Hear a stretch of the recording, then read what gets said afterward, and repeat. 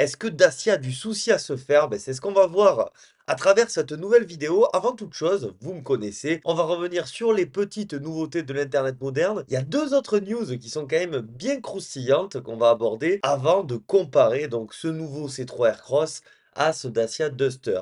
Pour ceux qui sont trop impatients, il y aura un typecode, bien évidemment. Et on commence avec une sacrée nouveauté tout de même, le nouveau BMW X3. Je vous en avais déjà parlé lors d'une précédente vidéo, bon là c'est officiel. Alors on va se remémorer quand même les anciens, hein, donc celui de la génération d'avant qui était pas si mal. Peut-être mon favori, celui de deuxième génération, qui avait un style anguleux bien propre, notamment à celui de la première génération, mais un petit peu plus harmonieux, un petit peu plus arrondi. Et donc le premier X3 qui était pour le coup, assez clivant. Moi, je me souviens, je trouvais ça dingue qu'une voiture aussi chère puisse être vendue avec des pare-chocs non peints. Je n'arrivais pas à m'en remettre à l'époque. Bon, finalement, je trouve qu'aujourd'hui, ça lui donne du charme. Et puis, ça fait plaisir, par exemple, là, de voir des petits naseaux. Et regardez comment les naseaux ont grandi. Et puis, maintenant, on est arrivé à l'épanouissement du naseau. Je sais même pas comment on peut appeler ça. Vous savez, je vous en parle souvent du design BMW. J'avais l'impression qu'ils allaient mieux, notamment avec la nouvelle BMW série 2, qui était plutôt pas mal, avec une calandre plus sympa, un petit peu plus fine aussi.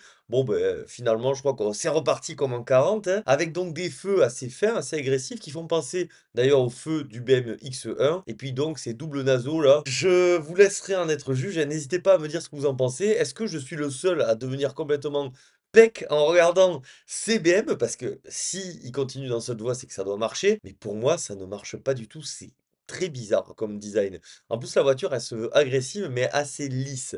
Un petit peu d'ailleurs à l'image de ce qu'on avait pu voir avec les concepts New classeux là. Désolé encore une fois pour la prononciation. Sinon aussi on trouve sur ce nouveau X3, je trouve des airs de BMW XM. On va le regarder même en trailer. Regardez-moi ces feux arrière. Bon, c'est compliqué. Alors après, il a toujours de la stature, hein. D'ailleurs, il est même plus imposant que le premier BMW X5. C'est vraiment étonnant cette époque, je trouve, où on est quand même dans un conflit entre l'écologie, faire des véhicules légers, un petit peu intelligents de conception, et puis la réalité du marché qui est que ce genre de véhicule, ça se vend hyper bien. Là, on l'a en version M50, donc la M50 X-Drive, elle est dotée d'un 6 cylindres en ligne, 398 chevaux. Sinon, il y a une 30E X-Drive de 299 chevaux, qui est donc hybride rechargeable, et ensuite une 20 X-Drive, à peine 190 chevaux. Donc je vous disais que ce véhicule, il est plus grand qu'un X5, c'est vrai, avec 4,75 m contre 4,67 m pour le premier X5. Son coffre, on le voit ici, il grandit, bon, normal, hein, en même temps la voiture elle devient immense. Et ce que je voulais voir avec vous, moi, c'était cet intérieur. Alors, je sais pas ce qu'ils ont foutu, je trouve ça hyper moche. D'avoir quelque chose de tout rempli là, c'est un mix entre Mercedes et Tesla, avec des couleurs criardes. Je trouve ça sincèrement d'un très mauvais goût, du mauvais luxe, du mauvais goût quoi. Juste pour montrer qui a la plus grosse. Pour moi, ça ressemble à une débauche d'argent pour des trucs pas hyper sympas, je suis désolé. N'hésitez pas donc vous à me dire ce que vous pensez de ce nouveau BMW X3. Pour moi, vous l'aurez compris, c'est too much, hein, comme beaucoup malheureusement de nouvelles BM aujourd'hui. J'ai même envie d'étendre ça. C'est quasiment un constat global sur la plupart des marques qui sont sur notre marché. Alors, cette voiture, vous avez été beaucoup à m'en parler, comme si j'allais en parler obligatoirement. Bon, du coup, je le fais, mais c'est vrai qu'initialement, j'avais même pas forcément envie, de l'évoquer dans les news, que je fais habituellement parce que moi, vous savez, mon créneau, c'est plutôt de parler de véhicules entre guillemets «accessibles», pour tous. Bon, déjà avec le X3, c'était un peu compliqué. Là, on passe, vraiment dans une autre galaxie, hein, avec cette Bugatti Tourbillon, voilà, qui garde le fer à cheval, cet arrière incroyable qu'on avait déjà vu sur la voiture en noir. Dedans, les écrans seront très peu présents, voire pas présents en fait, parce que les Bugatti sont des voitures intemporelles et ça, je trouve ça assez génial. Sinon, bon, on a un V16 atmosphérique 8 litres 3, c'est un truc de malade en position centrale arrière. Donc déjà, le V16 Atmo, il fait 1000 chevaux. Combiné à 3 moteurs électriques, ça nous donne une puissance totale de 1800 chevaux à peine. Le 0 à 100 est tombé en 2 secondes, le 0 à 200 en 5 secondes, le 0 à 300 en moins de 10 secondes, le 0 à 400 en moins de 25 secondes. Et on peut, via une clé spécifique, aller jusqu'à 445 km/h de pointe. Vous avez vu cette image, je la trouve sympa parce que il y a toutes les Bugatti, ces légendaires récentes.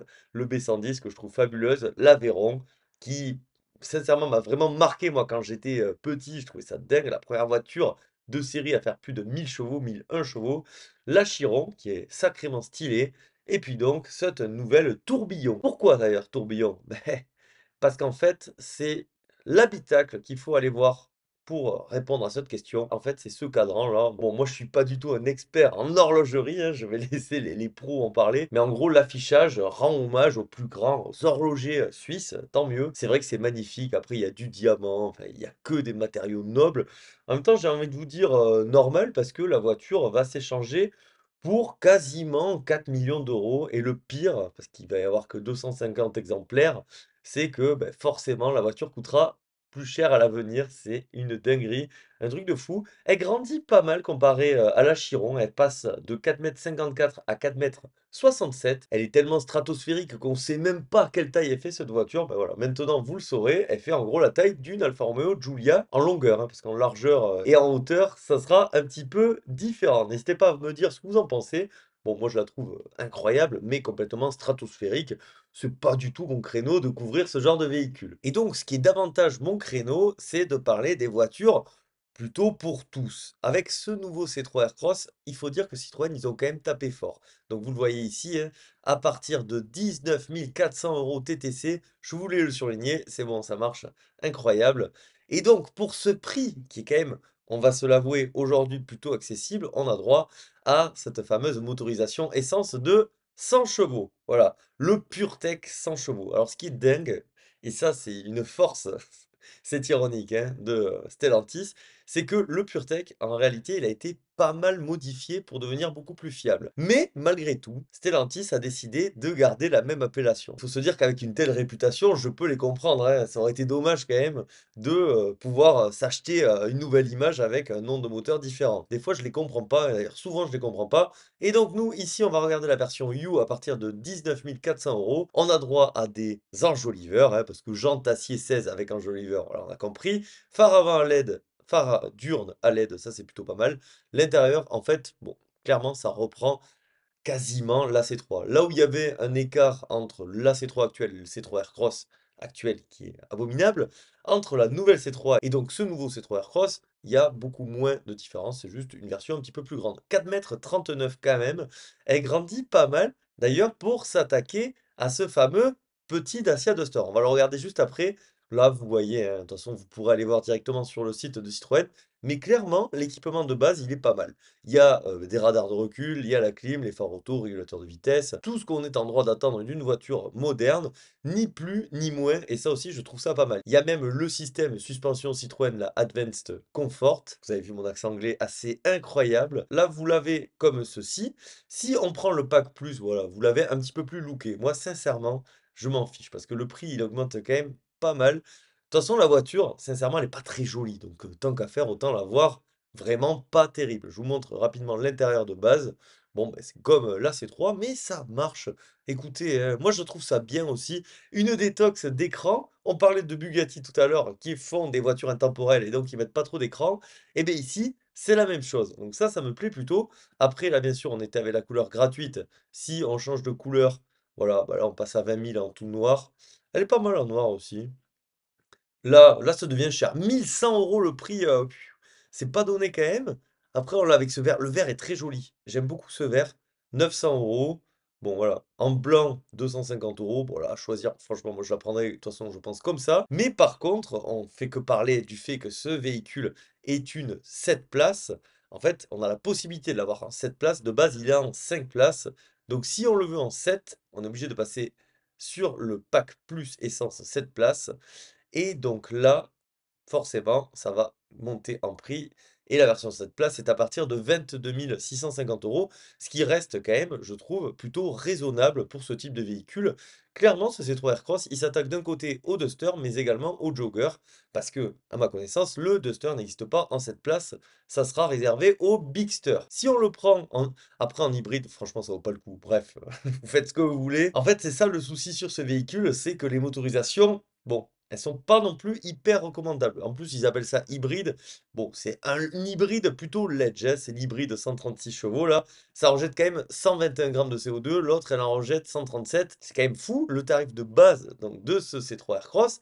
est inférieur au tarif de base du Duster, qui en plus de base quand même a un look, alors moi j'aime beaucoup, mais je sais que la plupart d'entre vous vont pas forcément être friands. Pourquoi donc? Parce qu'il fait pour le coup assez dépouillé. En témoigne sa couleur blanche, donc là en version de base on peut le prendre uniquement en éco G sans chevaux, mais déjà là vous allez voir qu'il y a un petit avantage pour le Duster. Pourquoi? Bah, parce qu'il est GPL. Et en plus, sur le papier en tout cas, plus fiable. Bref, on fait suivant. Et là, vous voyez? Bon, alors moi j'aime beaucoup, justement, ça fait baroudeur, quoi. Avec cette voiture, on a l'impression qu'on va pouvoir aller partout. Mais je sais que certains d'entre vous, ça peut les gêner. Moi, limite, vous voyez, je le prendrais comme ça. En fait, les enjoliveurs, ça fait quand même un petit peu dépouillé. D'ailleurs, le C3 Aircross, il présente un petit peu mieux sur cet aspect. Après, le Duster garde tout de même sa signature lumineuse. En réalité, moi, je vais vous donner mon meilleur plan, hein. Pour acheter un Duster, il faudra s'orienter plutôt sur le modèle Expression. Alors, je sais pas pourquoi ça a augmenté de prix là. C'est bizarre, j'étais à 21 000. Ils n'ont pas augmenté les prix entre-temps quand même.